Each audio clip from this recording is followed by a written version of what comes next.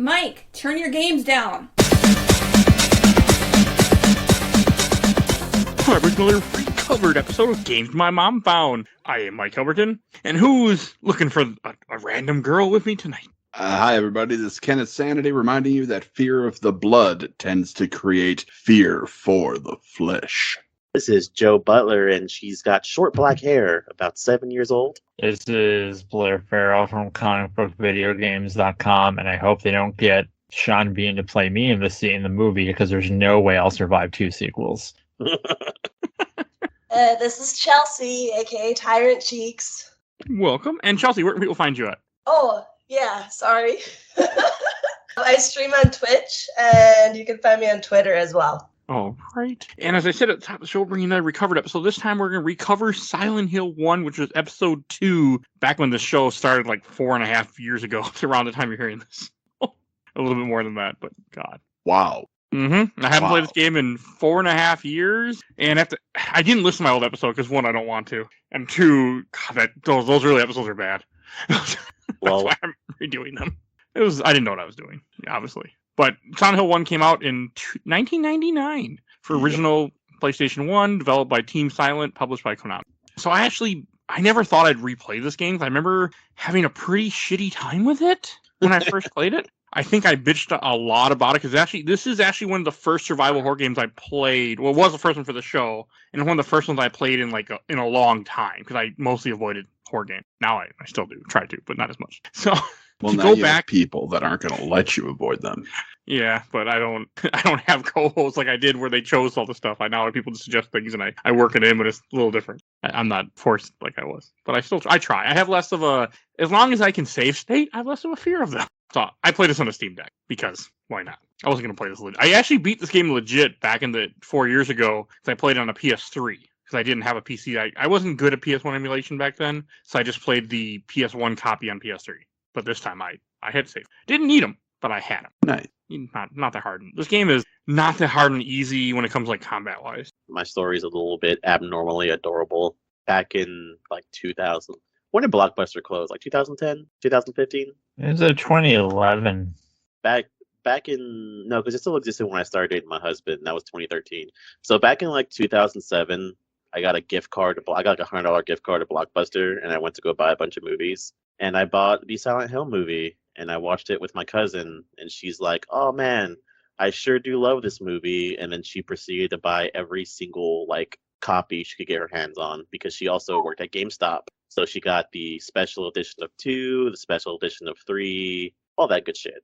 Oh, nice. Yeah. That's worth a lot of money too now. Oh yeah, she sent me a picture of what she's got now, and I think she's only missing I think she just got her hands on a sealed copy of Homecoming. I think the only one she's missing is Book of Memories, because I think Konami specifically went out and bought copies of those games and burned them so no one would play it. You can still find it on eBay. For a lot.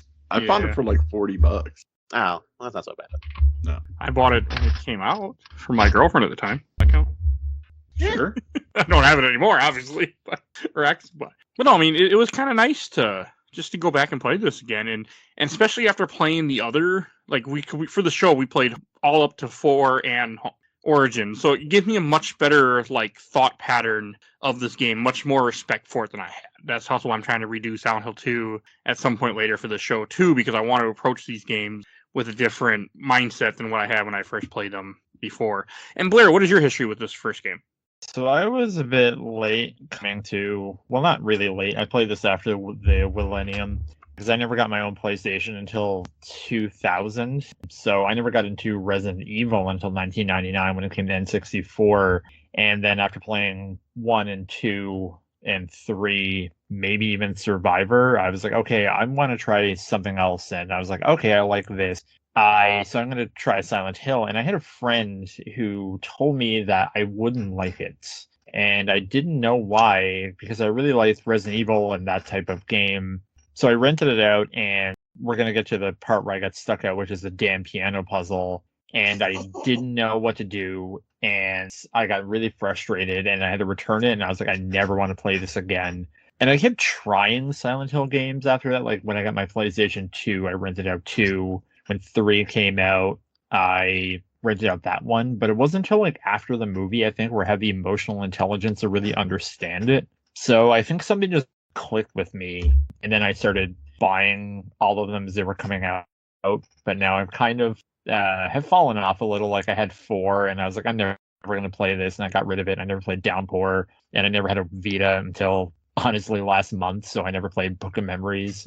But I played most of them, like the good ones. Don't worry, nobody else played Book of Memories either. I don't think that game I like Way Forward, so like the story is interesting enough to where I'd probably give it a chance. Once I get into emulating Vita, I'll give it a chance. Ken, what's your history with this first Silent Hill game?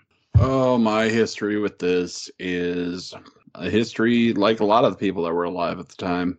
I played it probably a month or so after it came out, and I fell absolutely head over heels in love. I was just coming off of the absolute joy that was Resident Evil. Not the director's cut, the original tall box version.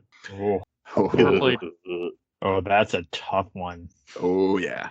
But afterwards, I was like, oh, yeah, this looks fun. You know, something kind of like Resident Evil. And then I started playing it, and I was like, nah, this ain't like it. And since then, I've been in love with this franchise. Yeah, some of the later games have their issues, but there's also bright spots in every single one of them. Every one of them. And this early one, for like the first game, establishes so much of the future to come. I think everybody should, I'm glad we're talking about it. I'm glad we're talking about this, is what I'm saying. Okay. And what about you, Chels? So my older brother rented this when it first came out, and I watched him play. And then probably maybe like 4 years later, I played it myself. And yeah, same thing. Totally fell in love with the whole series. And yeah, that's it. Okay. This game is, so now I played a lot more survival horror, and that's one reason I wanted to revisit this game. Like, I have a lot more respect for this game than I ever did before. Like, when I played it years ago, and like this game, I still think this game really holds up. Like, even like in 2023, now it's still fun. I still really like things about it. The puzzles I think are very good. I cheated every puzzle, so I can't speak to like how the learning goes and all that kind of stuff, because I have no fucking idea. But see, I was gonna say that one thing that's because I haven't finished this in a while, but something that I was gonna say, like coming off of like the Resident Evil games, I was talking about this with someone today, is that I think a lot of the puzzles are really bad, because when I think of even like the first Resident Evil, like the Vigil puzzle was what I thought of, where you find the book and it's here's how you solve this thing, and even in the room that you're in, it has like the equations written on the wall. And like some of the puzzles here, like I was saying, like I got stuck at the piano puzzle, and there's one at the end where it's like, if you don't know this thing, you just don't progress. Like if you don't know the zodiac symbols and you don't have the internet, then you have to buy the strategy guide or call. Like there's nothing kind of in the room that kind of informs you about how to do it. You just have to know it, which I think really frustrating, because I just had to look up the solution. Yeah, I did too. Because okay, I know it kind of has them, but I was like, I know that I'm a Taurus. I don't know what order the zodiac horoscope in the TV guide around the time this game came out, but that doesn't make me an expert in like the zodiac symbols. Well, it has to do with just the limbs, I think. But I cheat, so it doesn't like. I think, is it different on each difficulty? Because I played on easy too, and it had to do with how many limbs each. I don't think this game does. I think the later Silent Hills do adjust puzzles with difficulty. I think it starts with 2, maybe, where you can, because it's been a spell since I finished 2. Because I think you can adjust like the combat difficulty or the puzzle difficulty. Yeah, you can. Yeah, okay. This one you can't, because in the strategy guide that I was looking through, there weren't options to where, because I know when we played 3, there was whenever it had the puzzles, it goes, oh, if you're playing on normal, this is the solution. If you're playing on easy, it's not there sometimes. And you're playing on hard, it's something different. But this one, all the puzzles are exactly the same. Yeah. Good to know. Which I appreciate. I appreciate that they have that. Like this game, some of the puzzles I remember really confusing me when I played it for the first time, even though I was using the guide. Like the part you gotta get a rubber ball and put a rubber ball in a freaking to stop just into a drain to get a key to go down to stop. Like I remember really, really irritated with that when I first played this. Well, that's easier to understand than 2, where you have to throw the soda cans down the garbage chute for something. You also have to use a can opener to open a can that has light bulbs in it. That happens to me all the time. I know. At least they don't bite into a light bulb like an apple. Yes, I know this movie. Yeah, I saw Oculus too. No. That fucked with me for a little bit. That whole movie fucked with me. Love that movie. Anywho, that's not Silent Hill. But you know what is? This game. I would like to confirm something to Blair, because I'm sure Blair is confused. No, Blair, if you're stuck in a situation, a police will not give you their gun. In no point in America will a cop give you their gun if you're in a situation like this. Do not That believe. is true.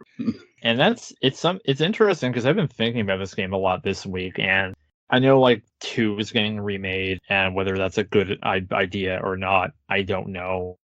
I've seen on both sides where everyone say Bloober Team is a great choice, but other people saying it's a terrible choice. But I think this one kind of needs it more, because I think 2 just needs to just come out in its normal way, kind of like how they're doing. And I don't know if it can, because I know I think I watched Mac Muscles do a video on the collection that came out, and I know his videos are more entertaining than informative, even though he does do his homework.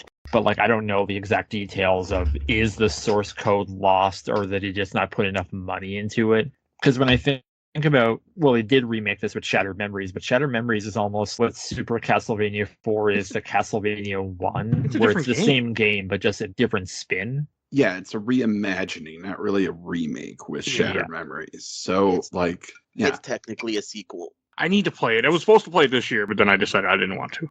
Silent Hill Shattered Memories is a sequel. Is the sequel to the bad ending to this game. Yeah. Yeah. All right. Okay, you got my attention. Maybe I will change that idea. Yeah, this year ain't over. We talked about it, and I regret selling that game so much. I played the because I did not like it when it came out, and it's because I was really excited to play a game where because the combat in this game is not what you come to it for, and when they said, okay, that's gone and you just have to run and hide, that really intrigued me. But then when it had the sequences where I'm like, okay, I know this is when I'm in danger and this is when I'm not, it sucked all the tension out of the room. And I think, again, I just was not emotionally intelligent enough in 2009 to get it. But I think I would get it now, but it's too damn expensive. Yeah, that's fair. Yeah. If we ever do cover that, I will tell you right now, I'll be playing it on PSP, because I never have. The first time I played it was on Wii, but PSP is going to be interesting for that one. Yeah, and the Wii version's so cool is I just like all the conversations coming out of the remote. As much as I hate motion controls, I love shit like that.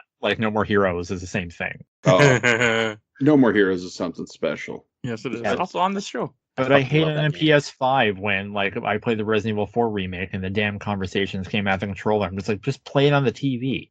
So it's a weird double standard.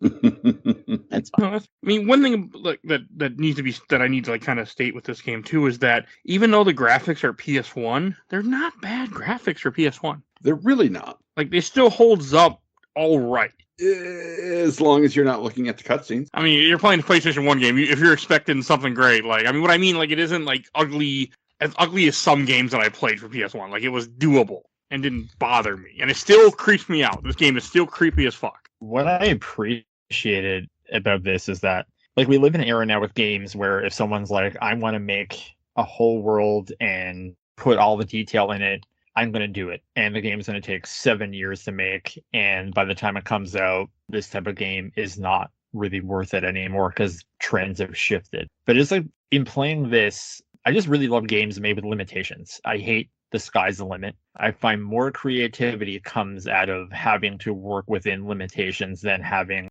everything. And this is just a personal feeling. Because when I think about this game, and it's okay, we're going to put in a whole town, but we're going to do it on the original PlayStation. Okay, how do we do that? All right, well, here's a story thing about all this fog that's part of the story, but also hiding what the PlayStation can do. And then things are just coming out of the fog, and then you work with the sound. And the town's there, but it's completely empty. And it all makes sense, and it's all born out of the limitations of what the PlayStation could do. That's a fair statement. Yeah, and I'll absolutely agree with that because this game, if they weren't limited by that, you wouldn't have that atmospheric fog. You wouldn't have that darkness that seems to go on forever that things just lurch out of. It was by necessity that happened. Like not even a artistic or aesthetic choice. It had to happen, otherwise the game wasn't going to work. Yeah, they didn't have a And choice. because of that, it's become its own aesthetic, which is funny. Yeah, I mean, you go on social media, and anytime it's a foggy day, you're gonna hear, "Is this Silent Hill?" And it's like, oh, or you'd be like, "Okay, so what did you do in your life that put you there?" Yeah. Like, okay, look, I'll cop to it. I say it all the time. And, it's gotten to the point where my wife says it to me like, hey, it's kind of foggy out there. It looks like Silent Hill. Don't forget your flashlight. So, like, it's a thing. And without that technical limitation, like you were saying, Blair, this game would not be as effective. I also like one of the things that I've always liked about the Silent Hill series in general, and I wish kind of more horror games would do it, is I like having melee weapons. This and 2 and 3 goes a little overboard, but I think Yeah, it does. yeah, combined with like maybe couple other things that are kind of still similar, you only really get like maybe 3 or 6 weapons in this game. You get 3 different handguns and like maybe 3 different short melee weapons and long melee weapons. I think you only get like upgraded versions of that because it goes from like the knife to the axe, and then you get the handgun, or not handgun, you get the pipe up to the that weird emergency hammer, which I want one, by the way, because those things look fucking cool. Hammer. It's a great hammer. See, I appreciate it too, but I found like the melee weapons worked when you're in the stages, like the hospital or the school. But when you're in the open world and like the dogs are so fast and you have like the Evil Dead pterodactyls coming at you and that are up high, like it doesn't work because the dog and the birds are up too high. So like you have to use your guns or just run away. Chelsea, what about you? What are some of your favorite things in this game? So, I think that the sound, right? Like they had to rely more on the sound of with those limitations. And I just want to say that this is the first time I've played this. I emulated it and I played it on my PC. First time I played it with headphones on. And I said that a couple times in my stream. I'm like, this is, if you've never experienced a Silent Hill game with headphones on, like it's amazing. You notice like so many little creepy things, and it's beautiful. Loved it. I love the sound, but I hate the way things sound, if that makes sense. Like the radio sound irritates you, or? Well, no, not like the radio sound, but like the way those like weird little man dog things kind of lurch after you, and they're like, it's like, come on, dude, I don't need that. I wanted to sleep. Speaking it of sounds like my dog. Speaking of sound effects, I want you guys to know I've never been more uncomfortable playing a game than I have playing this game right now, because I stopped at the school and then reboot it back up today, and my husband made a comment. He's like, so you're in a school where there's enemies that are a foot high that look like children and you're shooting them in the face, and I'm like, yeah, this game hasn't aged well. Oh, it's aged perfectly. It's the American experience, baby. Bullets everywhere, and you're shooting up school. Yeah, and then unfortunately, that's true. And then that gets doubled down by the simple comment from 3, which is, "Oh, they look like monsters to you," to which has never been confirmed or denied to this day. Nope. And honestly, that's one of those things that I never want to know. Oh yeah. Like, just let me have my blissful ignorance forever. I'll just be happy with that.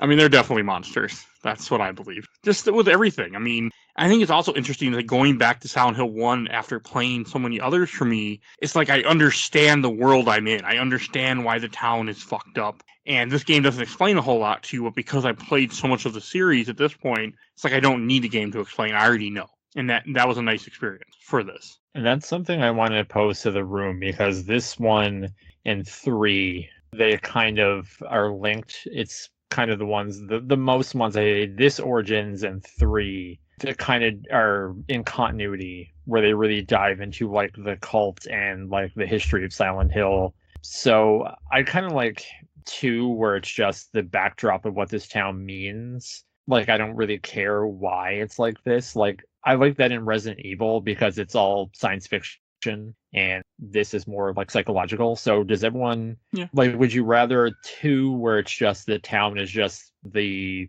the setting, and it doesn't really matter if it's linked to any of them, or do you like when they try to talk to one another? I like the link personally. I'm always a fan of 2, and I hate to admit that. I hated 2 when I played it 2 or 3 years ago for the show, but that also could be time and place. It wasn't a good time for me when I played it for the show.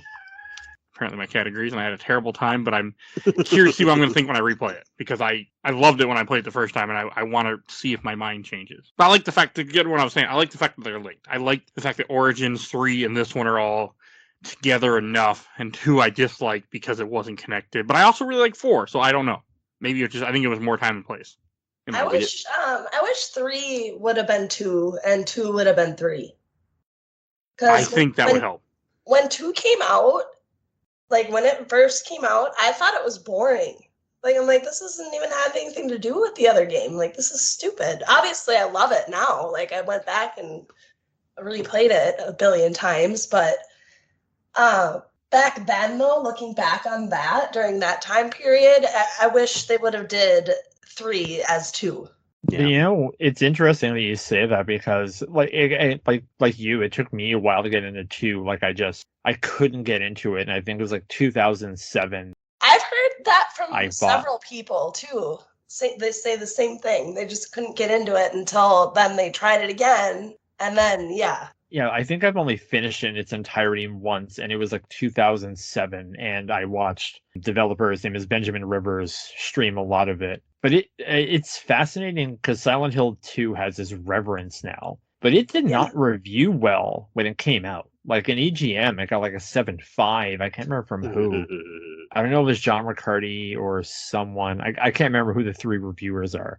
But there was a lot of like, it's fine. And that was kind of like the narrative when it came out. But now it's like, this is such a benchmark to be met. So it's interesting that it's kind of taken on life after, even though it's sold really, really well. I'll have to agree with the reviewers. If I was the guy reviewing that game in like 2007 and I spent 4 hours running around the hospital to open a chest that had a piece of hair in it, I'd give Silent Hill 2 a 7 as well. Okay. But I mean, that's a very different game. Like this one, I feel like the puzzles and everything are just so strange in what you're doing. And like for PS1 era, this must have, because I've only really played a few horror games. Even at this point, I still haven't dived into the mess of PS1 horror games like I need to, but I don't want to. Like my experience was always just Resident Evil, and this game is so different than Resident Evil. But I do like the fact that you can carry as many items as you want to carry, and none of your melee weapons break, and you have way more ammo than you need. So take that, Tears of the Kingdom. Haven't played it. Well, someday. I'm trying to get through all my Zelda games. James Sunderland's bored with a nail and it won't break, but your damn Master Sword runs out of juice or whatever. Hey, you know what? Tell that to my like 60 hours of gameplay where I'm having the goddamn time of my life. I know. I'm just commenting about like, it's like, oh, it's breakable weapons, but James Sunderland's like, oh, I have a board with a nail in it, it's indestructible. Well, different types of wood are pretty strong. Like if that board is made of walnut or mahogany, yeah, absolutely, it's not going to break when hitting a few monsters. That's another thing that I think made this game stand out to me too. Originally, I didn't do it this time. You have a lot of melee weapons. You have a lot, and they're actually pretty useful. I didn't use them at all this playthrough because in my first playthrough, I saved all my bullets and realized I end the game with over 200 bullets. Like, why the fuck didn't I just shoot people? So instead, this game, I'm like, fuck it, we're just shooting everybody. So I use them now. Mike, so anyways, I started blasting Albertin through Silent Hill.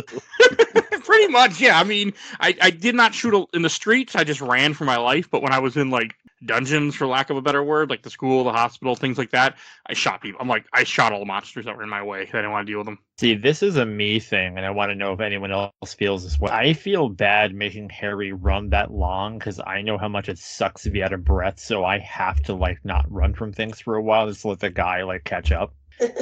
Does anyone else like feel bad for this like schlub? I would actually stop running because he looked so tired. I thought there was a stamina bar in this game somewhere that was hidden. So every so often I'd stop running, let him catch his breath, and then run again. Yeah, there's not, is there? Oh, okay.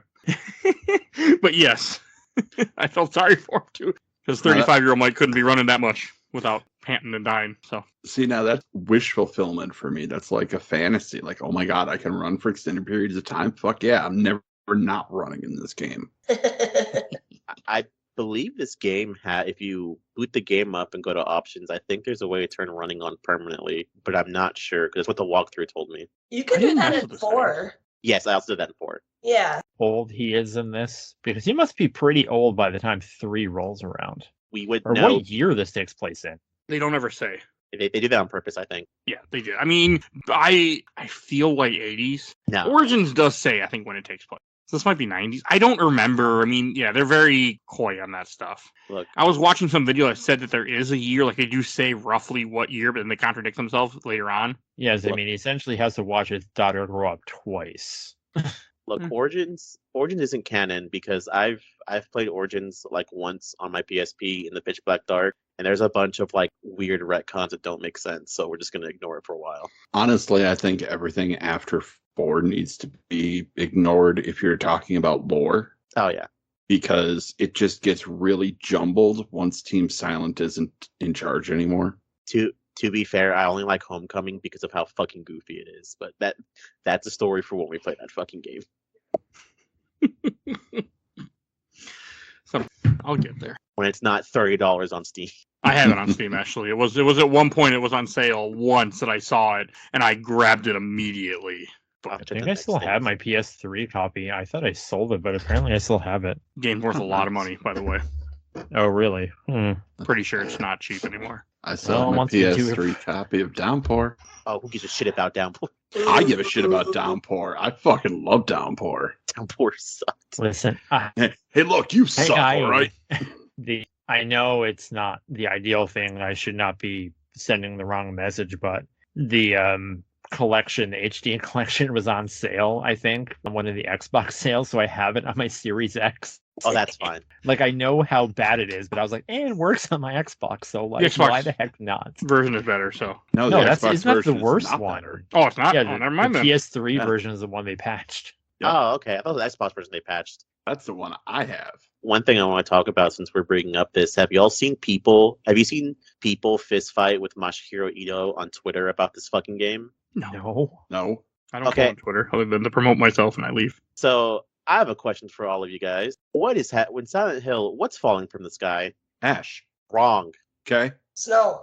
Yeah, I Skin also cells. thought it was Yeah. snow, and then the game, and then the movie had the movie used the backdrop of an actual town that still has fire burning under it, which I thought was I mean, that's another thing. I kind of really want to rewatch that first movie again because I wanted to like it more than I liked it when it came. But now I think, like a lot of Silent Hill things, I like it a lot more. Everyone bully Megan for us doing both movies for Spooktober. Let's do it. Oh, We've done God, the I first don't movie on the I show. don't want to watch 30-year-old Kit Harington play like a 17-year-old. I want to No. watch that. Let's do it. No, it's fine because the ending for that movie saves the whole movie. But Chelsea's right. It's snow. When you meet Kaufman in the for the first time, he's like, it sure is weird to be snowing in the middle of July or something like that. Oh, yeah.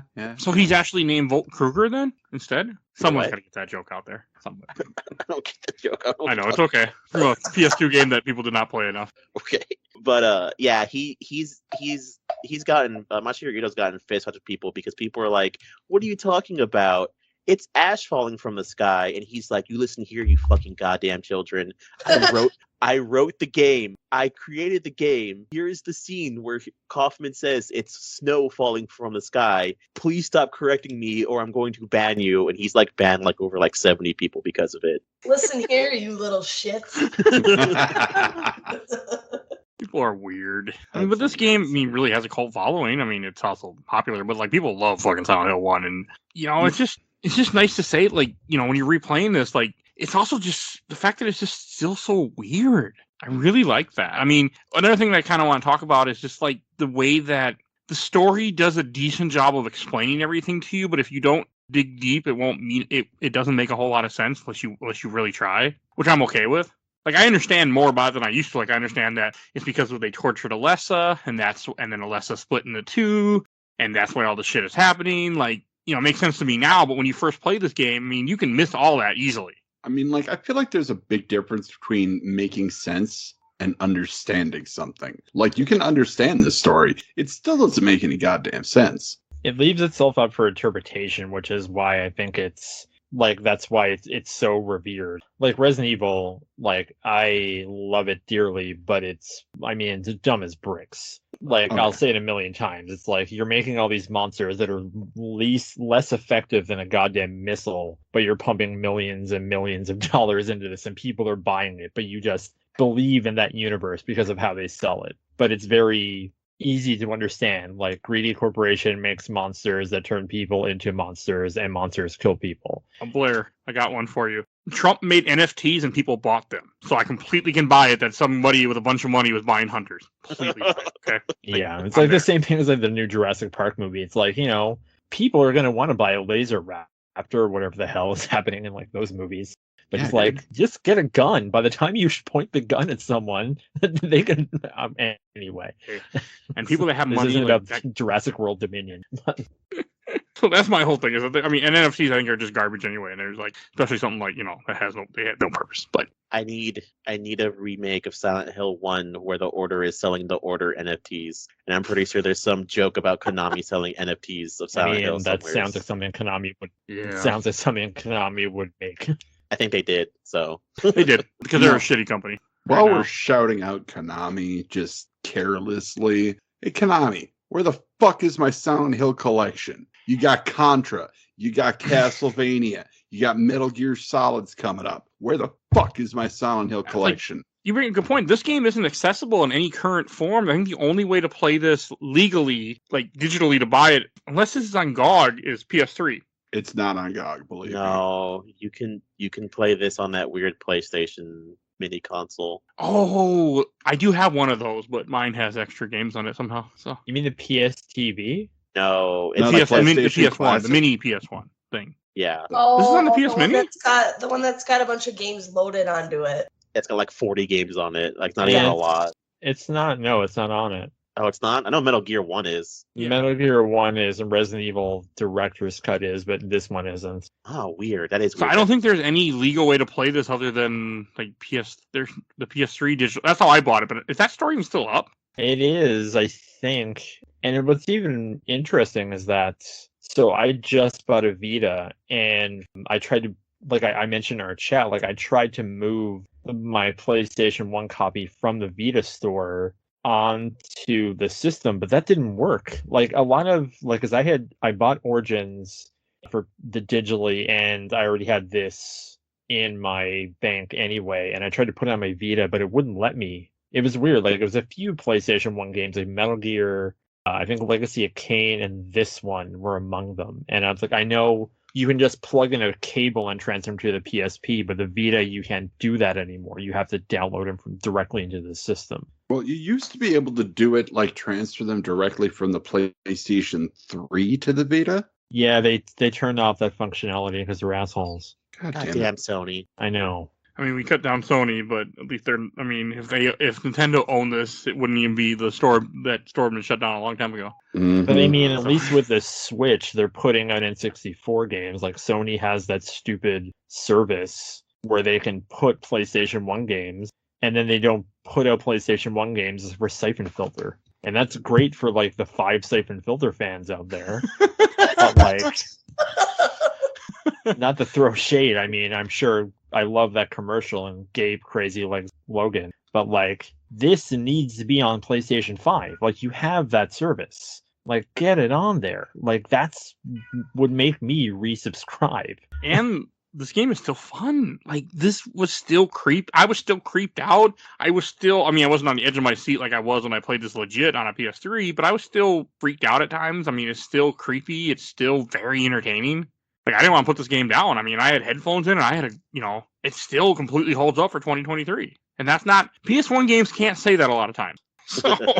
And I wonder, because, I mean, Konami has been doing that, and maybe that is something that is in the works, but with how 2 and 3 got released I guess 2 generations ago now, yeah. Like, I wonder if they can even do it. I guess if this was on PlayStation 3, they can get that one. But I don't know about 2, 3, 4, and onwards. Like, I'm sure they could get it to work. I don't understand why they just can't, like, pick off the emulations people have already posted online. Like, I kind of see why. I don't think any company really likes keeping stuff up and, like, keeping all the old files, because I know one big issue with like Persona 3 is the reason why they didn't bring the original Persona 3 or FES to the consoles, and they used the PSP version, was because like someone said they went through an emulation of Persona 3 FES, and that whole game's just a whole fucking mess. Like every time a character walks in, it's not from a character file. It's like them loading in a whole new character file. So there's like 50 models of like characters, each character put in the game because they couldn't figure that out for some reason. And it just has to do with just companies not giving a shit. Wait, because it really wasn't until more recently when when companies realized, oh, hey, we can repackage this and resell it all over again the next generation. And I mean and this is Silent Hill 1 is before all that, so that's a big part why we don't have that. So it's PS2 era. It's really 360 era when that starts becoming more aware. But it's also because of the shitty hard architecture of the PS3. Like that thing just, as much as Xbox lost the last generation, like I think the PlayStation 3, and I mean that system had a lot of great games, and I bought many, and I loved the PlayStation 1 game. The fact that there's so many great games like this, they're locked to that system that they can't just move forward. And with the management now, like with Jim Ryan, like he was the one who had that statement, I believe, when who would want to play like old Gran Turismo? And yeah, that's Gran Turismo, but like your Mega Man Legends, your Dino Crisis, or the original Resident Evil trilogy, like these are things like Silent Hill that should be accessible, but they're not, and it sucks. You ain't wrong. No, and that's why I'm such a big purporter of emulation. Because that's how I played this time. I mean, I bought this once. So I'm like, hey, they got my money. But like, I played this on the Steam Deck, and I had a great time. It played perfectly. I had no issues with it. My only issue was I wish I would have been playing a New Game Plus at times because I wanted to use some of those extra weapons that you get that I don't have access to. But see it's great that emulation is a thing, but like one, I kind of gravitated towards consoles is like one, I never had a computer in my house till 1996, and two, like I just love the idea of I take a thing, I put it in a thing, and then I play the thing. Oh yeah, no, I 100% agree. Like emulation is not for everybody. Like this game especially should be easy for people just to pick up and play on current system if they want. Even when we did like the Resident Evil Survivor episode, like that's the route I had to go, and it was like a nightmare. No, you haven't messed with PS2, have you? No, but it was just like I was actually thinking of. I was listening to Bill Tucker's show this week. We're recording on June 3rd about kind of discussion how games have tried to keep up with movies when they should have been keeping up with toys. It's a really fascinating discussion that I'm not doing any justice right now. Because when I think about like games and, they always lose the license, they can't do this. And when I think of movies, how there's been like, the Mario Brothers movie from like the 90s is still being sold. But if a game came out like last generation, it's like, oh no, that's gone. It can never come back. Like you're never going to be able to play like Ninja Turtles Mutants in Manhattan or Core, something like that. And like that needs to change. So I think eventually we'll get to a point where that will become. I think we're already starting to get there, but we won't fully be there for another 2 generations, in my opinion, at least. It can take a while. I think we won't, because I think as people get older, they don't give a shit about this stuff. Like I think you're gonna find a scattered kid who will like really dig into history, but they only want to play what their friends are playing, and that's why there isn't a market to bring this stuff back. And as much as I hate to admit that, I think that's why it's not happening. That's fair. I mean, it's not, but it's true. Oh man, welcome to the 90s where you have your Harry Mason action figure with Kung Fu grip. Man. To go back to the 90s, like, before we talked about this, I stopped at a Little Caesars and bought a shitty pizza and ate the shitty pizza, then went, oh, these are shitty pizzas. And I'm like, yep, this feels like the 90s. Stopping at Little Caesars, eating some food, talking about a PS1 game. Oh, you guys want like a super deep cut? Sure. So I play my older cousin, and my other cousin that also, we've gotten the series together. We watched our older cousin play this. Do you remember the demo disc that used to come with like Pizza Hut meals? Oh. Yes. One of the demo discs we had Silent Hill, the demo for Silent Hill 1 on it. And it was the opening scene where you went through the, you had the nightmare sequence, and Harry wakes up in the cafe with Sybil, and Sybil gives her whole spiel, and then the game cuts as soon as the pterodactyl breaks through the window, and then the game loads back up again for you to be in the school. And I don't remember if you can solve the puzzle for the school, but there was like 2x4s put on like the stairs, so you could only explore like the first and like second level of the school, and it was just really weird. But I'm like, oh yeah, this is a demo. Yeah, I never had a PlayStation till late, and the closest Pizza Hut to me was an hour and a half away. So not something we did very often, but when I got a PlayStation, I bought the Resident Evil Director's Cut from a pawn shop, and it had the demo for Resident Evil 2, and it had like a lot of stuff like that. I love seeing that where things are like changed ever so slightly. I wonder what people thought of a demo of this game. Because this had to have been like, this game is still like super fucking creepy. Like, I can't imagine what it would have been back then. Well, the demo is fucking terrifying. I can believe it because like everything with it, the nurses, the enemies, like we were talking about in the school, the weird children you're fighting with knives, which I remember when we did the first episode of this podcast, or second episode, when we talked about this game, we called it Knife Babies. I remember that. It was one of the few things. Again, we were like two people that had never experienced this game before at the time, and I shitted on this game all over it, I'm pretty sure back then. Go listen to episode if you dare. Episode 2. I'm sure it's trash, but if you want to hear it, go listen. But like, it's just everything is so creepy, and like I understand, like, you know, even the stuff with the hospital. Like, I think the hospital was fucking creepy as hell, and the nurses, the doctors, and understand. Like, now I understand more of who Lisa is, because it's Lisa, right? Is the nurse in there? Yeah. Lisa Garland. Because I think the idea is that she's supposed to be dead. Like, she died, and that's when she can't leave because she's dead and stuck in the hospital. She was complacent. Like, this is her punishment. Yeah. Yeah. I mean, they all were complacent. They were torturing frickin' Alessa, who was burned alive, pretty much, and then still alive with burns and all sorts of weird. I don't remember all the shit. I know a lot of it's from Origin. Don't remember Origins because Origins fucks up a lot of stuff. But one thing that I always had my own like personal theory is because I don't remember if it's from the movie or if it's also from this. But does Dahlia say that like Alessa didn't have a father and like she was like a miracle baby? I thought, isn't Kaufman the father? I mean, he could be because my own, like I said, it might be from the movie because the movie fucks up a lot of my memory too. I swear that Dahlia says that like Alyssa's a miracle baby, but I do believe because she's married too, because she has the main antagonist for the third game is her sister, but always feel like she said she was a miracle baby, but in fact she just cheated and didn't want to admit it, and she's like, oh no, it's not. I didn't cheat. It's a miracle baby that's come from God himself. And she just believed hard enough that it ended up becoming true. Like, people actually believed her and shit like that. See, yeah, I haven't seen the movie in a spell, but I know, and again, it's from an era where I was like, oh, this isn't exactly like the game, so this is dumb. And it was like, they changed things where it made sense. As in the movie, Dahlia, I think, is like more of a sympathetic character. Yes. Yeah. That she's helping them. That she feels bad in the movie. And then she doesn't. She's completely gone like full psychopath, leader of the cult, all kinds of other stuff. As I know, like the Alice Creed character, I can't remember what her name is. As I just remember Sybil falling on a thing, just reminding me like the Nicolas Cage thing from The Wicker Man.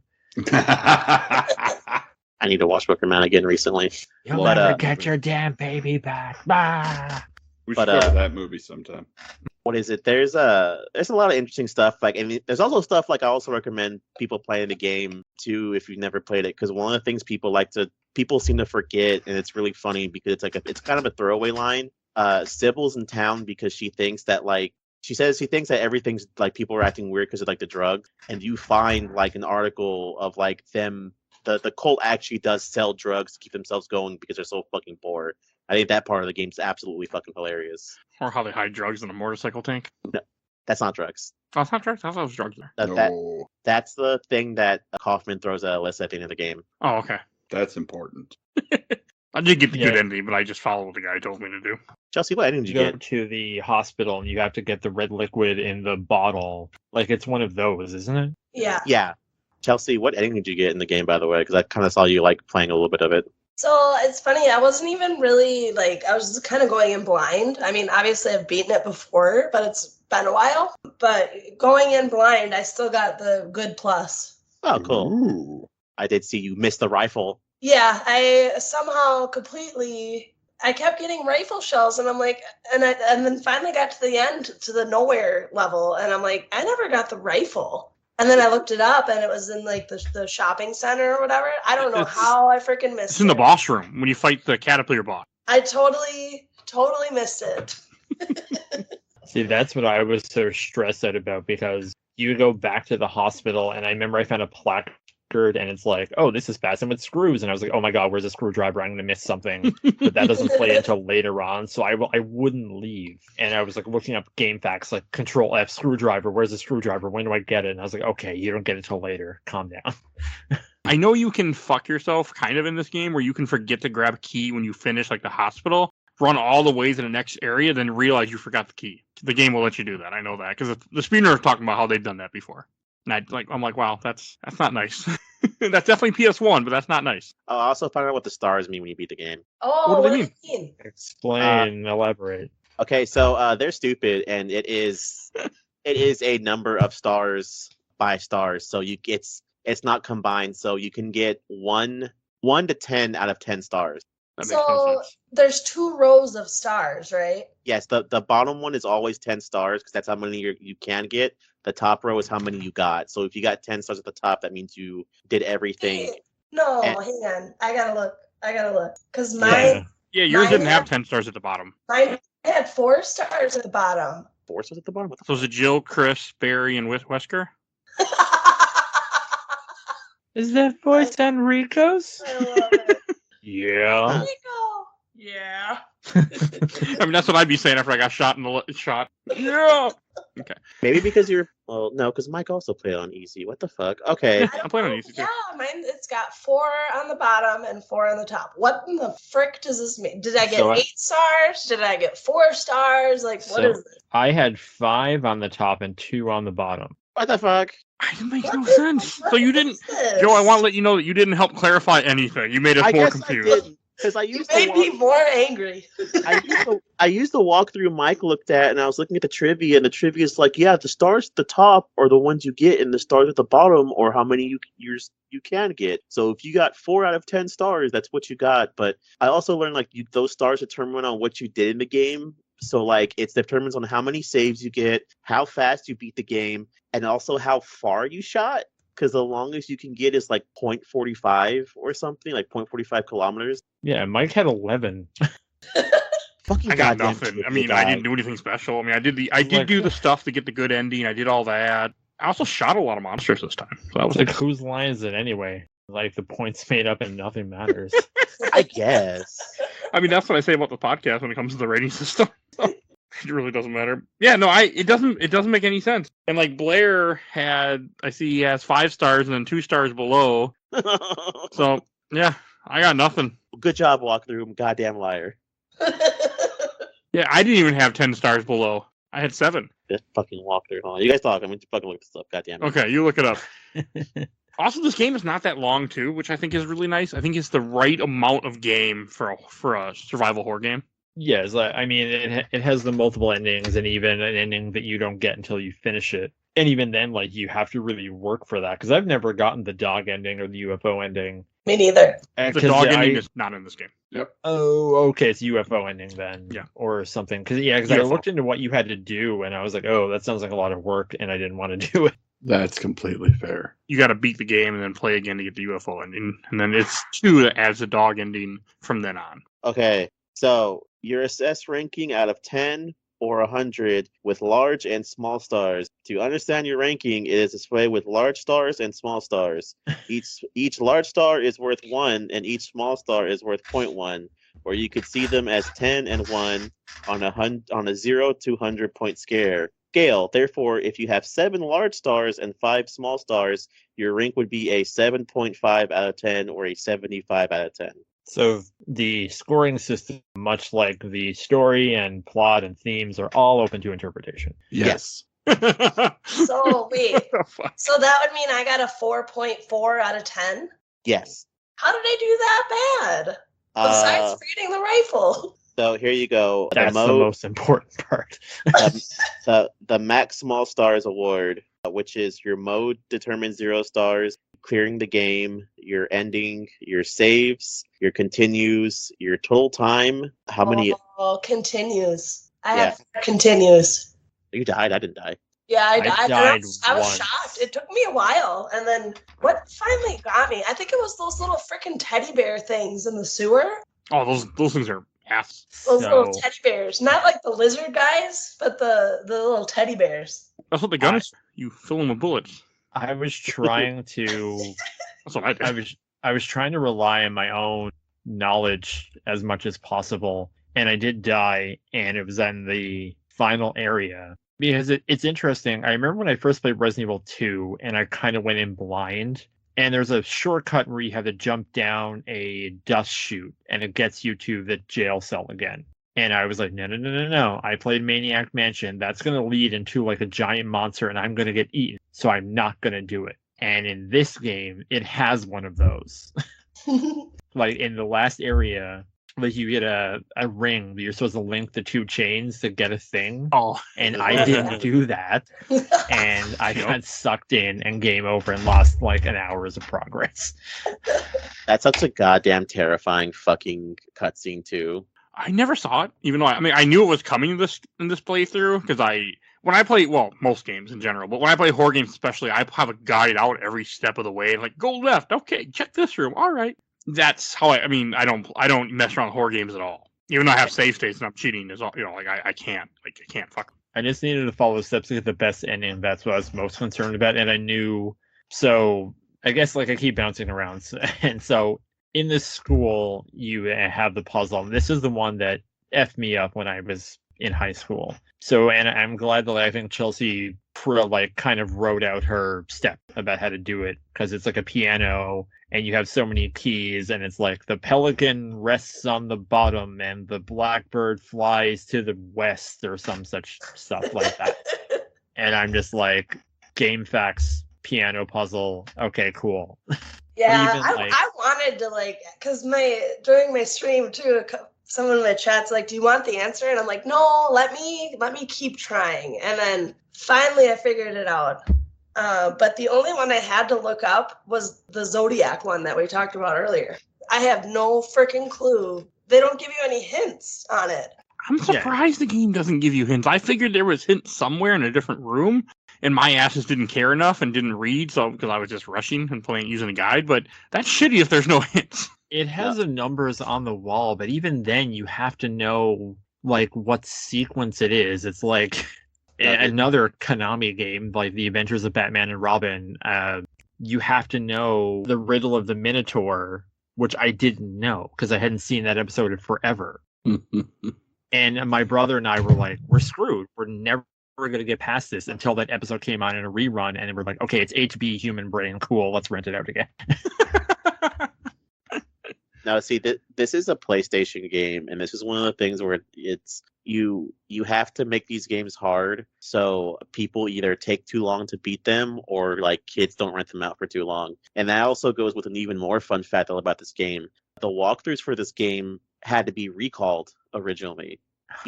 Because they didn't want people to get spoiled for the puzzles. So whenever like Game Informer or the review copies had different, not puzzle solutions, but they were in different spots. So when they would also create walkthroughs for it, they wouldn't be right. So the ball was in a different room, the rubber ball's in a different room, and like the acid for the hand is somewhere completely different. Interesting. It seems like a lot of work.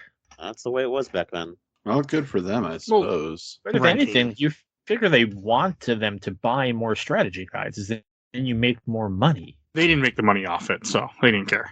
Like, I don't know. I don't think they get a cut of those. I don't know. I've never talked to a publisher. I've interviewed one guy who wrote a strategy guide once, but I'm assuming that they don't get a cut of that. And that's something because with Resident Evil, I always managed to figure things out. Like, I think in Resident Evil 1 was I played him 2, 3, 1, so I kind of did it in a weird order. And I think the only thing that screwed me up was I'm a moron who didn't examine the book because I got to the fountain and I was like, where are these medals? And it's like, oh, I had the books. I just had to open the books as I'm an idiot.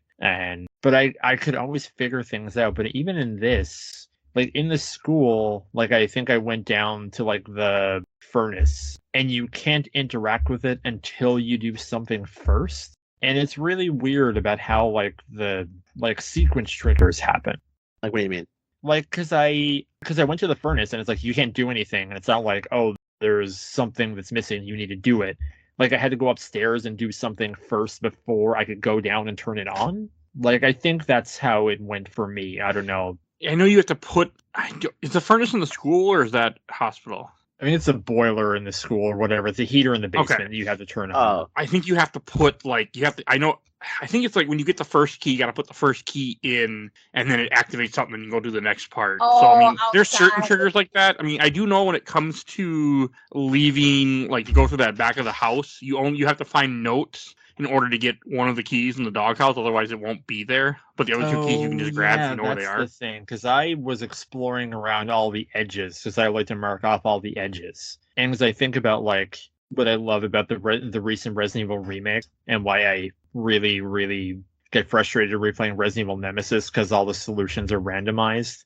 So you can like sequence break Resident Evil 2 and 3 remake because like the combinations are the same. So it's not like you can find the drawings in the car before you go to the house. You have to go to the house first for the things to show up. Yeah, this game has sequences. Like I that makes more sense because like the walkthrough I did tell me to put the gold and silver medal in before I did the other one. One of the other ones, which probably makes sense, is when you're in when you're in the hospital, you have to use the elevator and check every floor before like the fourth floor shows up. Mm-hmm. Yeah. There's also a lot of randomness to this game too, like the way the enemies behave and everything. And I think that's really where a lot of the game's strength lies, is that you can play this a couple times through, and the enemies aren't going to behave the same really anytime. Like it's like they continue to move when you're not there, which is weird because you can have an enemy in a room, go out of the room, run around for a bit, come back. That enemy's in a different spot completely. Chelsea it's like when I replay Resident Evil, sorry to cut you off. It's like when I replay Resident Evil now, it's just like, okay, 2 dogs jump in, zombie here, do this. Yeah. Yeah. Chelsea found something weird. What? Oh, in the civil civil boss fight. Oh yeah. I never noticed. She'll jump up on the carousel horse and just like chill up there with her legs crossed. Yeah, it's weird. I think you do that. I never noticed that until this playthrough. I've never really fight her because I mean the 2 times I played this game, I just did you throw the thing at her and that's the end of the fight. I couldn't figure it out because I knew I had to do that, but I think you have to don't you have to shoot her a couple times first and then it triggers a cutscene and then you throw the stuff on her? No, you can just get close. Yeah, you just get close. I kept trying. Maybe I wasn't close enough because I kept like going in the menu and hitting use, and it was like you can't use this here, and I'm like, well, what the hell? Oh, I always did that a different way. I was told when I was a kid you have to wait for her to use up all the ammo in her gun, and whenever she does like I think like 10 shots or something, she throws her gun and then the cutscene activates normally where Harry just pulls it out and throws it at her. Yeah, well, interesting, because I just like got close and just used it, and then it worked. Maybe people were getting mixed up with like Revolver Ocelot, and just like wait for him to reload and then do it. It's also really easy to get the bad ending in this game. Oh, it's so easy to get the bad ending. Because I think if you do save Sybil, but you don't get that vial from Kaufman, I think that gets you the worst ending, right? Yeah, like if you don't go to the bar, Indian Run, or the motel and you save Sybil, that's your bad ending. It's also weird how all that stuff is just so optional too. Like when you get like in the end of the game, you're just told, oh yeah, go to the resort or go here. Like if it wasn't for a guide, I never would have thought to go in those other buildings and do those little random shit you do. The thing you need to save Sybil, which is like finding like the broken like Joker cure from Arkham City on the ground that you like scoop up in the bottle. But you don't even know what it is. You just find this random shit and it's like, okay, you can interact with it and you have to find a bottle like nearby that place that you just it's very strange. It's really easy to miss the bottle too. Like yeah. It's in that little kitchen area and like the camera angle changes, but I don't think people would have thought to like examine that and grab one of those. What I will say is I'm thankful that this game came out after Resident Evil, because as soon as I see stuff that's like, oh, that looks like it might be a thing, Resident Evil trained me to like, oh, hey, go look at that. It looks like it might be a thing. It probably is. Yeah, that's true. That's the camera like specifically changes to go on that thing. You're just like, oh, something's up here. Oh, and then when you do throw that thing on Sybil, doesn't like some like thing like little like black thing climb out of her? Yeah, kind of like parasite. Parasite. So that is the thing that is on the back of the nurses and doctors in the hospitals. Oh, yeah. Okay. I not get that. And this is before all the enemies have as much symbolism as they do in 2, I think, right? Like it's not one like they don't have the same type of like I guess they're supposed to just be symbolizing stuff with Alessa, but not like what 2 does. Well, okay, and we talked about this question earlier. Which do you prefer, 2 being by itself or the ones linked? I never gave an answer because I was really thinking about it. But, like, Silent Hill 2, the enemies are a direct reflection of James. And here they're just, like you said, they stuff to do with Alessa. It's a cult. They're doing weird shit. I like the reactive Silent Hill 2 better than the just stuff happens in Silent Hill. I like to think that Silent Hill has an intelligence and is punishing people rather than just blaming it on a cult. Yeah, because even you think about, like, the thing comes out of Sybil, and it's not like, it just makes me think of Resident Evil 4, where there's, like, a cult who's, like, jamming the blockers down people's mouths to, like, put them under control. Because unless I miss something, and I'm sure someone's, like, found the evidence somewhere that, like, they have, like, demon parasite things that they can control people. Like, it's just weird. It's like a thing that you do because it's a video game, but not within the universe that they built. There's references for some of them. I know it's like the dogs are because Alessa's scared a dog, and then the kids used to jabber with pencils in the school, so that's why the little children's have knives and things like that. One of the enemies that you're supposed to find that's non-threatening is the weird little shadow babies. I think those are I love the little squeakers. The little squeaker babies. Those are supposed to be Alessa references as well, because she was, she was unable to help herself when she was a little baby. So yeah, there's some of them, but yeah, there's some of them that don't make sense. Like, I guess maybe the idea could be like Alessa didn't think that like adults were really mean to her. If they were possessed, something else was possessing them to make them be mean to her. That's her way of coping with it. Maybe, I don't fucking know. See, that's what's so cool about this, is that totally makes sense to me, the what you've just described. And now it's like, I wish this one was getting the remake instead of 2. I think 2 is fine. They just need to put 2 out there again. I think people will be happy. Like, I'd take a remaster of 2 over a remake. Yeah. They might, because I mean, what is it? Silent Hill 2 is going to give her the option to where they fully created the map, and people like to, because I mean, technically the map in Silent Hill 1, 2, and 3 for the hospital are all the same thing, isn't it? I can't remember. I think so. Pretty similar. Yeah, so I mean, who's to say that once they make Silent Hill 2 remake, they already have a town built, they'll just reuse the same map for 1 and 3, and it makes sense to have 1 and 3 so close together now, because you can have a remake of 1 and then directly make a remake for 3 right after that. So go pre-order now, ladies and gentlemen. Yeah, go pre-order now. Steam just showed that it's 50 gigabytes on your PC. Get the fuck out of here. That's like half of a Mortal Kombat 1.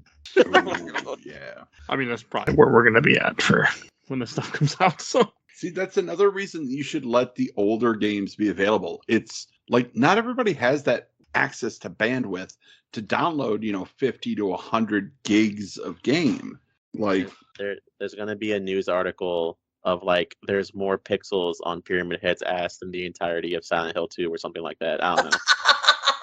Oh, it's a red pyramid thing or some such nonsense, isn't it?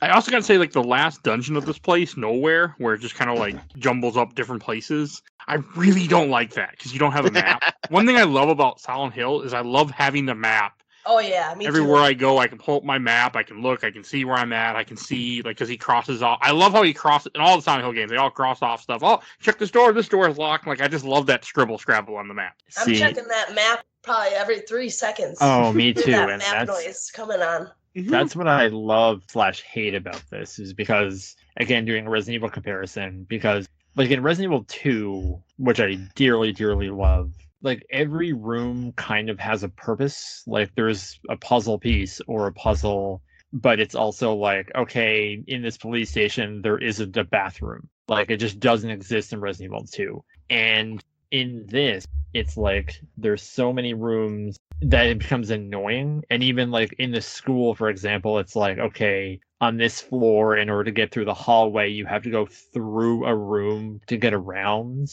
And I'm just, like, really bad with directions, where I'm constantly just like, which way's left? Like, especially in the town, I'm just, like, trying to find the street markers, and, like, the Evil Dead puppets are flying at me, and I'm just like, oh, guys, I'm just trying to find a street, and where to make a left, like. And let's talk about those street names. Oh my god, I love them. I do like them too. I like that they're there. Like, I think it helps. They're all horror authors. Yep, horror or true crime or sci-fi. Oh, I didn't know that. That's every cool. single One of them. That's really cool. I just like the fact that they had street because it helped you figure out where the fuck you're going.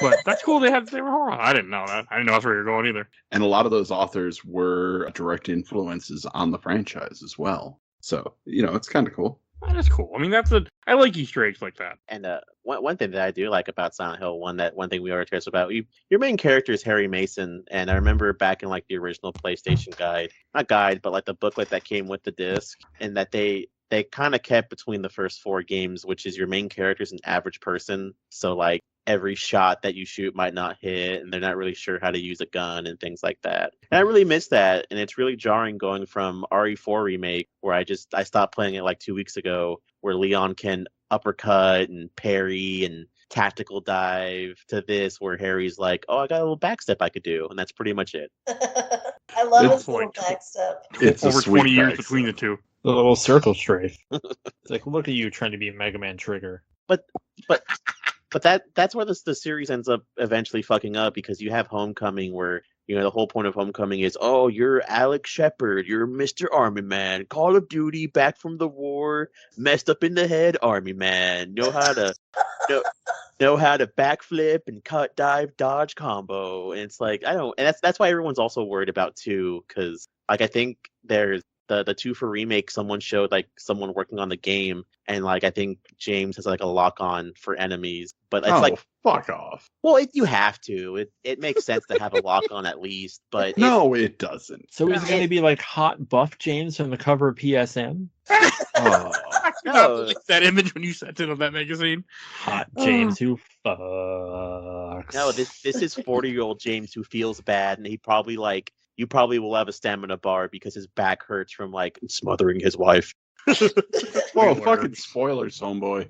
Not just smothering, man. Your back just hurts after 30, okay? Yeah, no, that's very fair. You hit. I mean, I remember hearing that joke, and I hit 30. I'm like, oh, they weren't kidding. I'll be lucky to get out of this chair once this recording session's over. Speaking of which, how old is Harry Mason in this game? Is he What did 30? they say?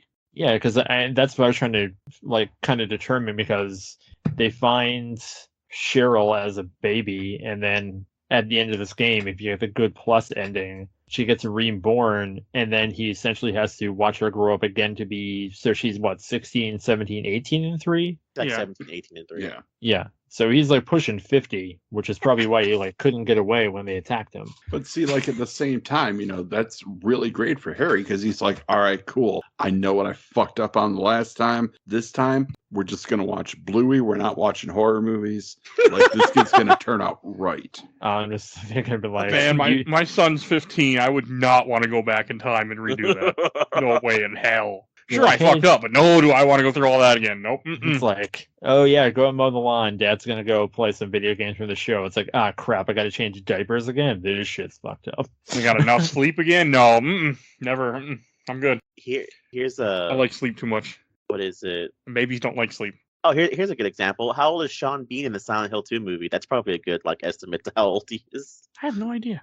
I've never seen that second one. I've only seen the first one once, which is actually the first movie episode of this podcast. She doesn't get reborn though. I think she just gets out somehow.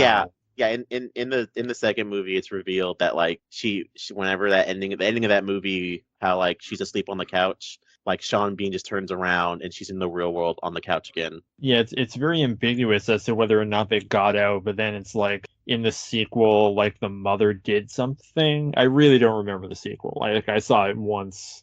It's Oh, fine. It's We're fine. getting another Silent Hill movie, aren't we? Yes. Yes. Yes, Okay. we are. Boo! How bad can it be? No, Like, so okay. I'm sorry. I'm super pissed about it.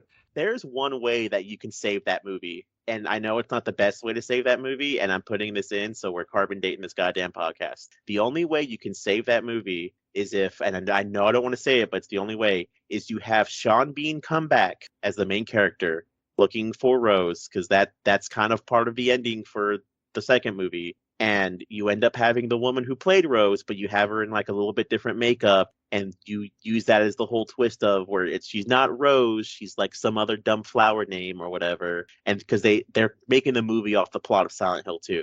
It's Tulip. And that's the Terrible. only way you can save that movie for it to be actually pretty okay. Anything else will completely fucking ruin it. Yeah. Okay. I see that.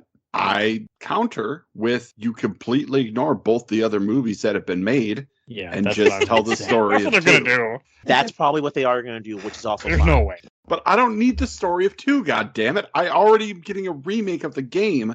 Why would I want to watch a movie that is just the story of the game? Like Silent We Hill. heard you like Silent I Hill. agree. We heard you like Silent Silent Hill Hill 2, changed so we'll up give you enough. Silent Hill 2 remake. We'll give you a Silent Hill 2 movie. We can put Silent Hill 2 in your car. Yo, Yeah. dog, I heard you like Silent Hill. I mean, also, how many million copies did Capcom sell a Resident Evil 4 remake this year? I don't know, 4. Like, I didn't need that. Even Like- at finishing it, I was like, yeah, it was fine. Oh, you mean the weird thing where they're talking about how they're making a sequel to Resident Evil: Welcome to Raccoon City called Resident Evil Umbrella Chronicles, and the guy that played Leon just confirmed that he re-dyed his hair blonde, so that's probably just going to be a Resident Evil 4 movie. I'm so excited. Look, okay. I'm gonna say this, and I don't want you guys to give me any shit at all because I've heard your crappy takes this entire episode. I love Resident Evil: Welcome to Raccoon City. I enjoyed it too. That Leon is a hot idiot. Like that's exactly what he should be. See, I was like, I would love to see a sequel to that movie where he is playing an idiot as part of some type of where he's like, oh man, I was playing dumb the entire time to basically get everyone to follow me around, but secretly I was getting intel for shadowy organization Kind X. of like Doofy in Scary Movie. Yeah, All it's right. like, if you're a dummy who doesn't know how to use a shotgun, how do you suddenly know how to use a rocket launcher to kill a giant mutant? Huh? Rocket Finish that launchers movie. honestly are easier to use. There is a big fucking button to press. Yeah, That's you also it. have to like hold your breath because you can get knocked the F out too. Yeah, okay, No. that's fair.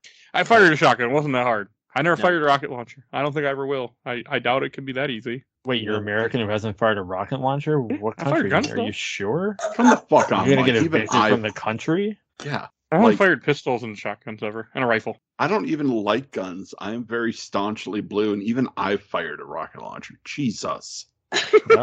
America, This is- America. This Like is when we the- were playing this game earlier, Blair, you made a joke because you're Canada for those that don't know, which I don't know how you can't at this point. But you were like, "Oh, look at all this ammo everywhere the Americans just leave lying around." Crack me Yeah. up. It's true, though. That was in our Because I was group also chat. like, here's another funny thing. Like, I'm part of a Steam Deck group, and some guy posted he's playing Steam Deck at work, and he was at a convenience store, and people were like, "Oh, where's the shotgun? Where's the gun?" He's like, "LOL, we're in Australia. Like, we're fine." And I was like, and the people that were reading it could not comprehend that. Like, and of course, it must have been Americans. Like, if people don't have guns, they can't. Then you don't have to worry about random people coming to your store robbing you with a gun. Like, it was just the stupidest thing. Like, yeah, it makes sense. But They don't have Mike, guns. if you take guns away, only the criminals are going to have guns.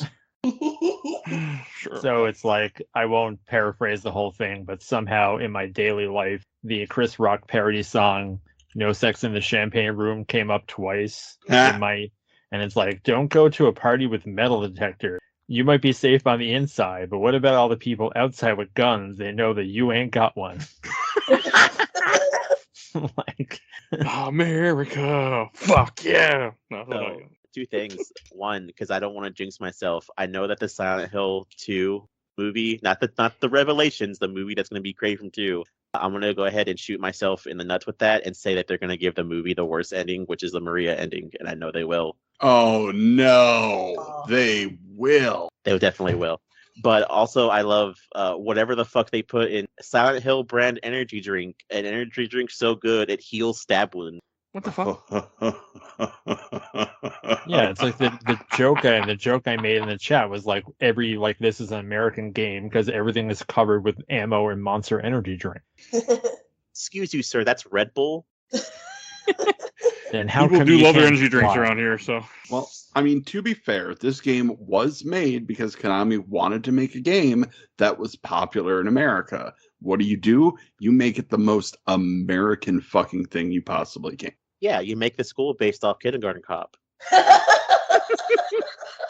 One thing I gotta say about this game too, like the maps, how easily you can miss maps. Like I remember, I think I want to say when we recorded this, got 4.5 years ago. Somebody missed the map when you get into the resort area out of the sewer, and it's in a brochure. Which again, is a PS1 graphic, so you can't really tell when we're used to better graphics. But there's like a brochure holder that has the map, and like if you miss that, you just won't have a map of the whole third area. It's like, listen, all you have to do is like keep hitting X on literally everything and anything. Who wants to do that? Oh yeah, because I love seeing. Oh yeah, the door's jammed, the door's locked, the door's jammed, this door's broken, so it's not gonna work. Yeah, I love fucking seeing that every goddamn fucking time. So that's my. I had a friend in my university years who bought a game called Clive Barker's Undying. Yes. And every door stuck, jammed, won't budge, and that's what I kept thinking of the entire time in playing this game. Oh God, I haven't thought about that in too long. I never even heard of it, but you got pretty excited over it. So. Oh, No, that it's game just is like so bad. Stupid things in your dumb life that like you think are unique to yourself, and then I'm glad that someone also knows that Clive Barker's Undying. Oh man, It's on GOG, I think. Is it? So Yeah, I think so. It's not on Steam. something that I kind of want to like throw to everyone, because I feel like I remember buying, or my brother got his copy of Metal Gear Solid, and there was an ad for Silent Hill, and like they use Sybil to kind of sell it. Yeah. And that's something like she's basically in and out of this, and I was wondering, like, man, I'd love to see a remake where she has a more prominent role. As I know she's in Shattered Memories, but I'd like to see a more direct remake of this, where almost like, a separate ways scenario where it's what she was doing and what she goes through. Yeah. Maybe she sees something different. Yeah, give me a B scenario. You did it with Leon and Claire in Resident Evil 2. Let me have Harry and Sybil, because I know Sybil's done seen some shit. Yeah. I mean, it would be cool to see another person's side of it in this game. There are two different novels. I think they said one's on the phone or the PSP, and the other one's a physical book. And the books do tell it from God, what the hell was her name? We just said it. Sybil. We're told from Sybil's perspective. It's weird because the books kind of tell it differently. For instance, whenever Harry wakes up in the diner, one book says that she's the one who actually saves him from the monster. So she drags his ass out of the alleyway into the cafe. And another book says that she went in there to get shelter from the snow, and she just found him knocked out on the bench, and then she waited for him to wake up. Interesting. I have one of the digital comics on PSP, but it's just like an original story. I think it's just like it's not even, because there was a Metal Gear one that I had, and it was like there was some interactivity to it. But I think this is it just is a UMD video. It's just like a motion comic, but it's a whole nother story. Oh, I remember those. Man, I was not surprised at how nostalgic this podcast was going to make me. Like, I know all the listeners out there don't have the access to all these podcast chats we do, but I just posted that while we were recording this, I just bought Silent Hill and Silent Hill Revelation on premium VOD just so I can watch them tonight. And I'm gonna. Am I gonna regret it? Probably. Especially when it gets around to Revelations, because that sucks. But I love it. It's weird. And like, after playing this game, I really do appreciate the movie a lot more. Me too. Because the movie it didn't get everything right, but it got more than it should have, right?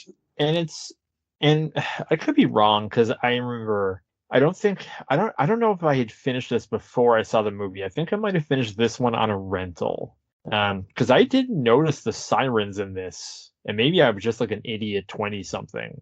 Because they're so faint when it switches. And yeah, they really are. I really love in the movie how they got that camera angle right, like the first kind of switch. Oh yeah, and then so crazy. Yeah. Oh man, the movie, like, okay, the pyramid head in the movie still pisses me off to this day. Yeah. And oh man, if we ever recover Silent Hill 2, I need to be on that episode, because you guys are going to hear some hatred. Because they treat the pyramid head like a liquor now. It's like he's not a bioweapon. He's specifically a punishment for this person, but then it's like he's in Homecoming. I haven't played Origins in a while. He might be in that for all. He's not in Origins, I don't think. Origins, they create a new character called the Butcher. Yeah. Oh, okay. I liked Origins. No, you don't. I like the kind of light world, dark world mechanic. I remember liking Origins a lot. Like the puzzles. I think that's what I was a fan of, like the puzzles where it's like you'd have to go into the dark world and come out on the other side. It's kind of like the underrated Constantine game on PS2. Oh, I remember that game. That game was pretty nice. Oh, I'm not sure if I ever played Origins. I think I was offended by its existence. Because of the breakable weapons, right? Well, like I didn't need to know. Like it was stuff I didn't want. I didn't ask for it. I was offended that it existed. So I don't think I ever played it. But you can put like 5 TVs in your pocket. I can do that now. You can also use said 5 TVs to bash, those straitjacket enemies over the head with. And it kills them instantly. I really, because I remember what we've got is different from when it started. And I remember reading, I think it was on 1UP, that the initial build got leaked somehow. Because they switched development, because it was the way they showed it off originally, it was more like of a Resident Evil 4 over-the-shoulder camera, and then they, I guess, restarted development, and it was more of the kind of static Silent Hill cameras. And that demo, I think, leaked online. And I remember I tried to get it, but I was too dumb to get it working on my PSP. And I think I probably would have had to, like, jailbreak it. And I'm one of the only people in the world who didn't, like, hack their PSP. I hacked my PSP Go. I know It's great. there's some weird thing where they say to play Silent Hill Origins, to play the PSP build and not the PS2 build, because they, like, royally fucked up the PS2 build and it's way too dark to play. I played it on the PS2. Is it too dark? I don't remember it being too dark. Actually, when I played that Origins, I really enjoyed it. So I don't know. I should go back and play that again, because I wonder if I would still. I mean, at the time, I really enjoyed it.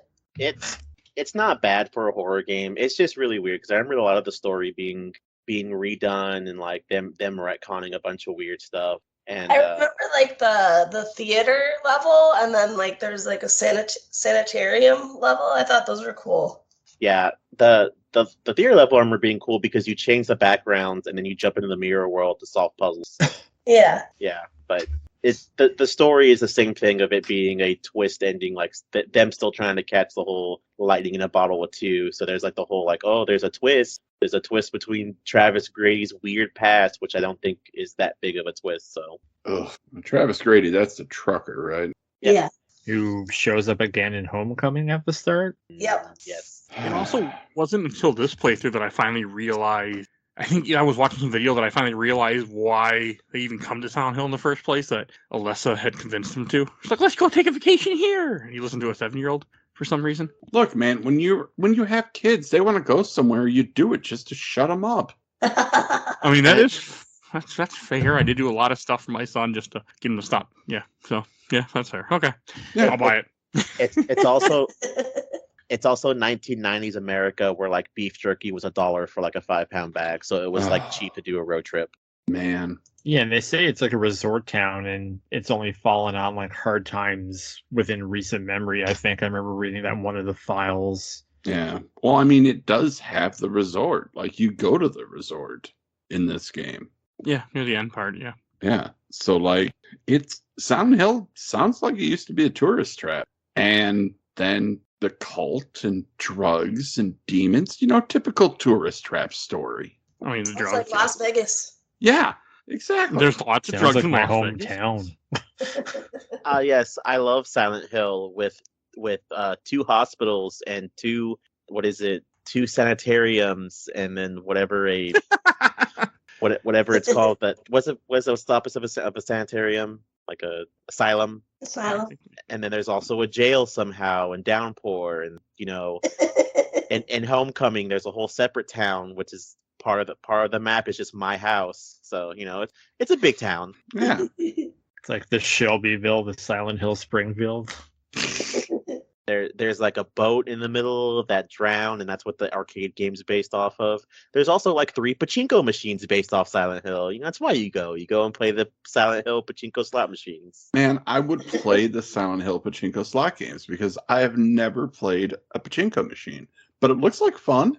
Pachinko is you just dropping balls into a hole and seeing what happens. There is there's no real strategy to it. You just hope you get lucky. Yeah, it looks so fun. it's like Like, a slot win machine. real money? Is it like a slot machine? Yeah, you win real money. So like a pachinko machine, it's like it drops balls into holes, and then you get points, and then you go trade points in for the stuffed bear. Then you go down the street and give the bear, and they give you like money for the bear because that's how gambling works in countries. That's Yeah. weird. Because gambling, I think, is technically illegal in Japan. Oh, that makes sense. So that's how they get around it. Yeah.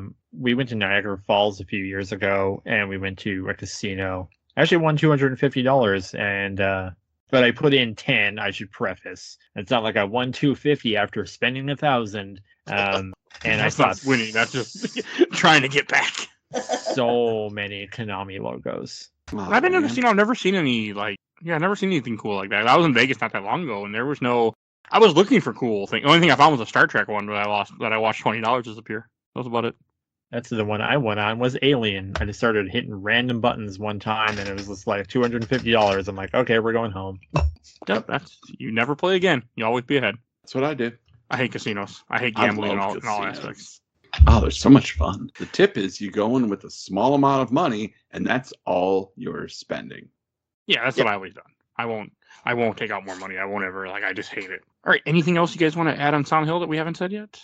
I do actually want to give a shout out to a book. Sure. There is a wonderful book that I've read a few times now. I actually started looking through it again today by Bernard Perrin called Silent Hill, The Terror Engine. All about the making of the Silent Hill games, and it deconstructs the games much like somebody would do with like a film essay. And this guy actually has experience in film studies, so take that what you will. But it's really interesting when you're looking at the psychological aspects of the games and having things spelled out for you, and he's making connections that you normally might not make. Like it's a really good book, and I recommend everybody at least try to give it a look if you're interested in that type of stuff. Have you ever read the boss fight book on Silent Hill? I have. Yeah, I really dug that one. What really bums me is that I still like to get physical books, and they don't sell a lot of them in Canada. So I have it on a tablet. I have the digital copy, and I really, really wanted the physical one because I really dug that one. Yeah, that one was really good. I picked up like a ton of the boss fight books, I think through combination of Kickstarter and Humble Bundle. Ooh, oh, that's GoldenEye. Never mind. I have the GoldenEye one. The GoldenEye one's great, but I thought I found the Silent Hill one. Okay. So anything else you guys want to say? Should we go on a shelf stacker box? Oh man, we've covered a lot today. I think we did. All right, I'll go first. I'm going to put this on the shelf. I had a really good time going through this game this time. And I didn't come up with a lot of expectations, but it was just a ton of fun to revisit. Like, it really shocked me, like, how much I have grown as a gamer in the 4 years of the 200-some games that I played for this podcast and more, and, like, how I was thrown out of my comfort zone, and now I'm like, yeah, this is just fine. Like, and it's such a nice feeling. Like, this game is great. And I think after you play 2, 3, 4, and then go back to this, I think it really sets you up more than I ever expected. So what about you, Joe? It's very much going on the shelf. I was thinking about maybe stacking it, but I'm like, nah, that game deserves a little bit more. Plus, with how fast and surprisingly you can actually beat this game. Like, I think, what's the fastest y'all clocked in? Like under 3 hours? Yeah, I was I like think 3 or Mike was 4. at 3. I was closer to 3.5. Yeah, I didn't say it throughout this whole podcast, but I didn't beat it because I was under the weather pretty much this whole week. I should have played it on Memorial Day. I had Memorial Day off, and I should have just streamed through it, but I was a coward and decided to continue to play Zelda. But it's cool that you can beat this game in 3 hours and then do a new game plus and have all these different weapons that you can use, and it gives you an option to at least go through a second time and get maybe like the normal or the bad ending. So. And what about you, Chels?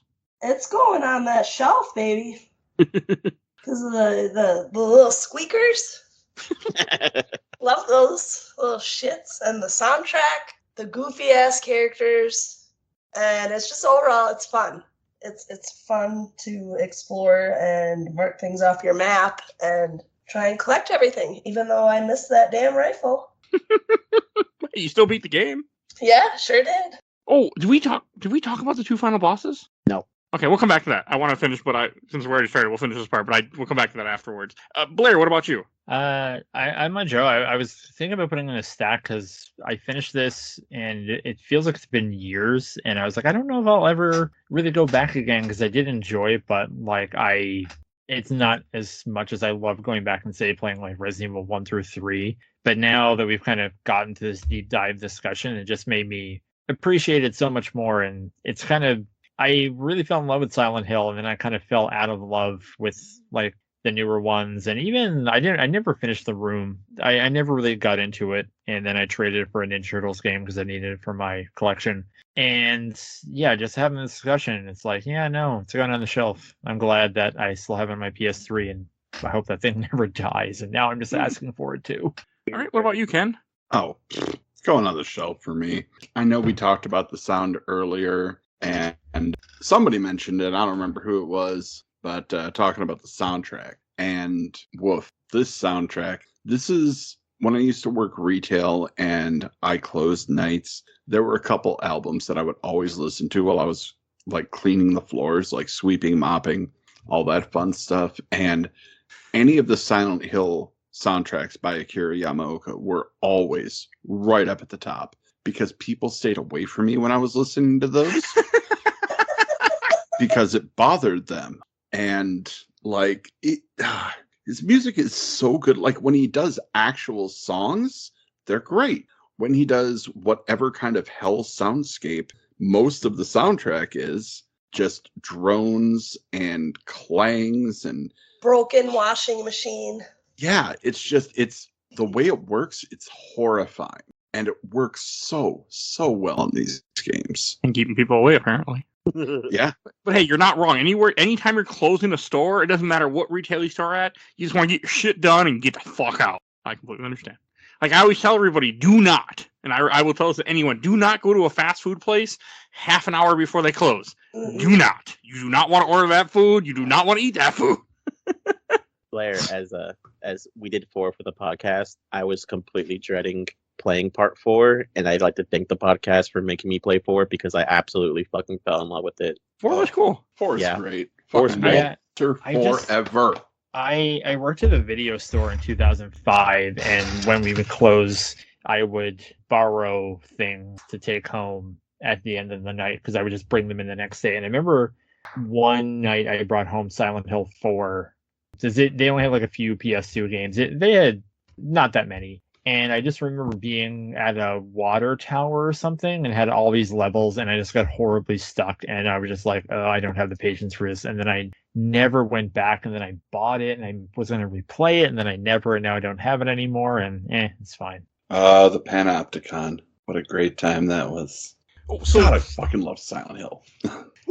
I got it. I have such a more appreciation of this, so much more. And I think that's one thing that I really have to stress about this. Well, Mike, you want to talk about the final bosses? You know, there's like 2 different bosses. I didn't know that actually until I was watching the speedrun last night. So I beat this game twice, and both times I beat it, I got the good ending, and I fought the demon that comes out at the very end. But if you don't get the good ending, you fight like an angel version of Alessa or something. It looks like. Yeah. It's like all bright lights, and you just is that easier? No. Yeah, not even. I didn't know that. I thought that was really cool to find out that there's 2 bosses. There's no supernatural trick to killing Samael. You just have to like pump him full of like assault rifle. So it's just like, hey, this game just plays in America. That's what we would do. It's like, well, we've summoned the Dark Lord. It's like, oh no, my one weakness, bullets. Considering that it's an ethereal being, it probably wouldn't be affected by bullets. Maybe. Who knows? Well, see, that was a problem. You take a demon, you give it physical form. Yeah, sure. It's free to go around and fuck up the world. But you also expose it to bullets. And that's everybody's mistake. It's Bush League. I also think my favorite part of that is you do this whole sequence where, you meet Dahlia and she's spouting off about, the all gods and blah, blah, blah. No one cares. And I think in the best ending, whenever the demon comes out, you see her on the ground. She's like, oh, and then she just immediately catches on fire. I mean, I think that's fair. The whole idea that a demon's gonna come and work for you, I think, goes against what a demon is supposed to be. Like, come on, guys. Like, it ain't here to help you. It's like, no, girl, you done got parasite Eve. It goes with my own personal thing. Like I said earlier, I don't think she's a miracle baby, and I think all of this was just Dahlia being completely like up her own ass. I think And like she had psychic powers or some kind of powers, and then Dahlia started doing the ritual, things like that, to invoke the demon to summon. oh, that reminds me. Who knows what gyromancy is? Never heard of No it. idea. Is that So- when you summon Greek wraps filled with lamb meat? No, so in this game, when you first meet Dahlia, she goes, Delicious. "Oh, it's Harry Mason. I saw your forthcoming from gyromancy." It was foretold by a gyromancy. So gyromancy is where you take a circle and you do the alphabet, and you either spin to make yourself dizzy, or you run around the circle until you get dizzy and you start making up words. And you have to keep doing it until you get the word you need or the sentence. And you will either get the sentence until you either die or go mad. What if And you vomit all over? Would that help you in that case? Keep, 'Cause that's keep what will going. happen. Just keep So going. gyromancy is a real thing? Gyromancy, it's a I real just thing. Googled it, and the two images that come up are Silent Hill, been expecting you as foretold by gyromancy, and some doofus walking around the circle while wizards in the background. Yes. But it's a thing of like, oh Oh, man, Google. why don't we use gyromancy? Oh, you mean that thing that never works? Yes. Yeah, the idea of running around a circle, and I mean, all it would lead to me, in my eyes, is vomiting. So, yeah. And it's like the aglophotis or whatever, however the hell you pronounce it, the thing that Kaufman has to throw at the demon. Oh, the Glophagus, that's like a real thing Yeah. in Japan or something. Well, it's a real herb that is used in occultism. Yeah. So it's that drug that they use that they fucking talk about, I think, too. Like Claudia? Yeah, it's supposed to be Yeah. like, it's supposed to be based off of the stuff that Native Americans smoke. Oh, it's cool. So I remember somewhere, maybe in the videos, where it told me there's like some kind of plant that they're growing that they're then harvesting into a drug. Yeah, Yeah, that's so- what Lisa was taking. Okay. And that's why I think Sybil was there, because they said they've been finding a lot more of it outside of Silent Hill. That's fair. Oh, and something that I brought up in the chat that I feel the listeners should know. I actually know a person named Lisa Garland IRL.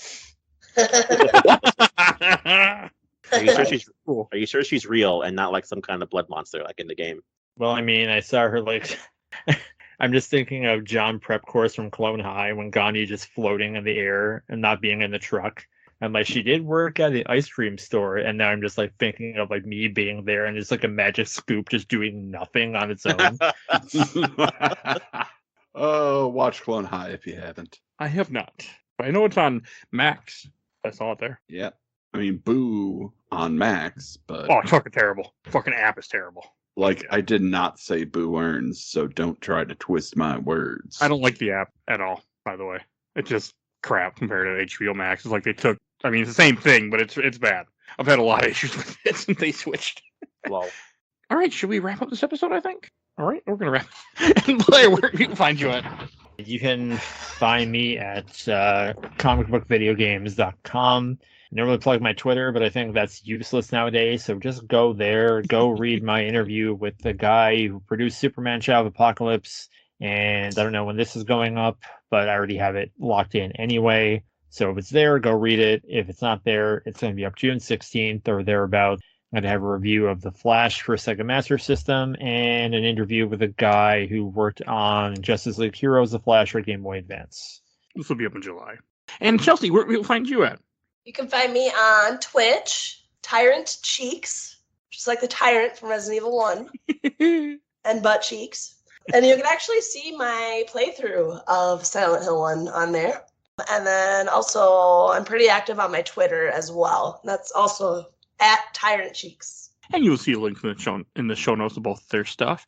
And if you do want to hear other Silent Hills, just go on our Podbean. You can just search Silent Hill right on our website, and you'll find all the Silent Hill stuff that we have done so far on the show. There's a whole bunch, so definitely go check it out. You want to go hear those conversations. Also, if you want to support the show, we do have a Patreon for a little dollar. You can vote in our Patreon polls. We have a poll every month, so definitely go check that out, too. See a link in the show notes for that also.